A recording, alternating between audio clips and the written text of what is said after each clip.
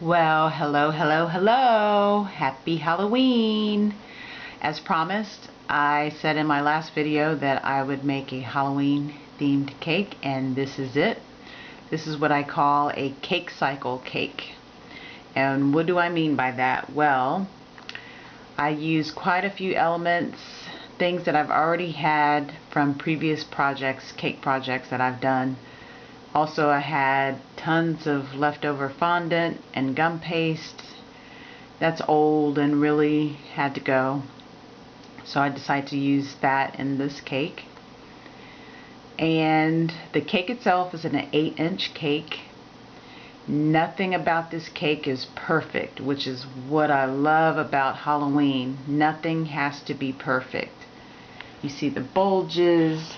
I actually have a hill where the cemetery is, and it doesn't have to be perfect. It's a box cake mix that I use. I had it laying around for a while and wanted to get rid of that, so that's done. And I bought the Pillsbury frosting at my grocery store, and I use that.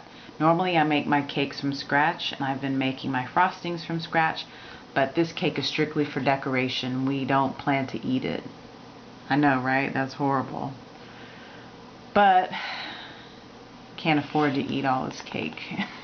So anyway, let me do a 360 and show you the elements that has been recycled.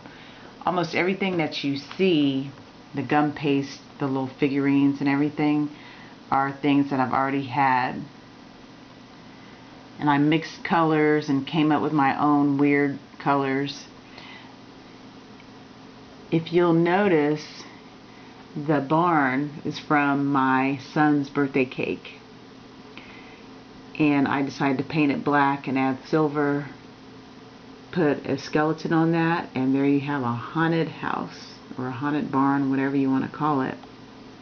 You have a trick-or-treater running out of there. He's terrified, and looks like he's going to run into this guy and call him whatever you want, the Grim Reaper, whatever.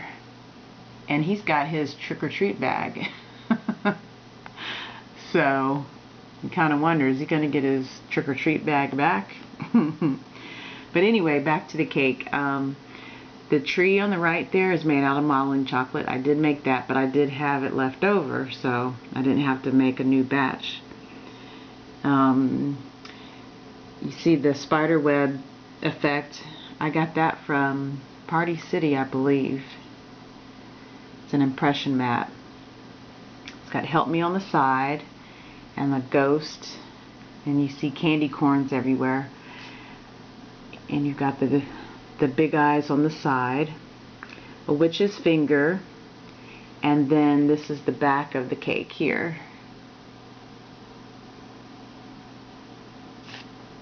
Now check this guy out. I like him. He turned out pretty cool. I don't know what it is. I just used whatever I had and came up with that. Got pumpkins. Rest in peace. It's old fondant. A little scaredy cat. A black cat. A cauldron with some broken, I think they're alligator feet from a previous project, and then I had some fondant there that looked like resembled a brain, so I threw that in there. The moon with the bats on it, and a little character here, a little pumpkin character, and a door, and the witch where the cake landed on her legs sticking out along with her hat. And this is the cemetery, Grim Outlook Cemetery. I like the name of that. It took me a little while to come up with the name. But on the tombstones, if you'll notice, they're named after popular scary movies from the past, like Norman Bates back there, Michael Myers from Michael Myers is from Halloween. And then I've got Jason Voorhees from Friday the 13th. I think it's back here someplace. Yeah, there it is. It's upside down though. And I made one up back here called Diet. Get it? Diet. Because it's hard to stay on a diet from October through January 1st. It's crazy. All the holidays are coming up. So I want to bury that. And then I made a hand coming up out of the ground. And got another tombstone here. It says trick or treat. And yeah, so a lot of this stuff I've already had. I mean, most everything I've already had. This cake cost me about $4 to make. And that was for the frosting and the candy corns. And the impression mat, maybe $5 total. But this is a fun cake to make, and it was just, I love how you don't have to be so perfect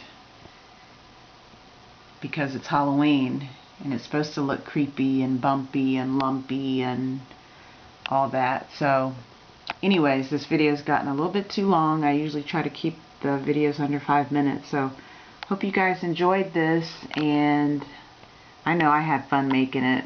It's a shame that we're not going to eat it, but this is strictly for decoration, and can't wait to make the next one. I don't know what it's going to be. I'm not going to make any promises. But I will make another one soon. Check him out. I love that hair. But anyways, guys, have a safe Halloween and see you soon. Bye-bye.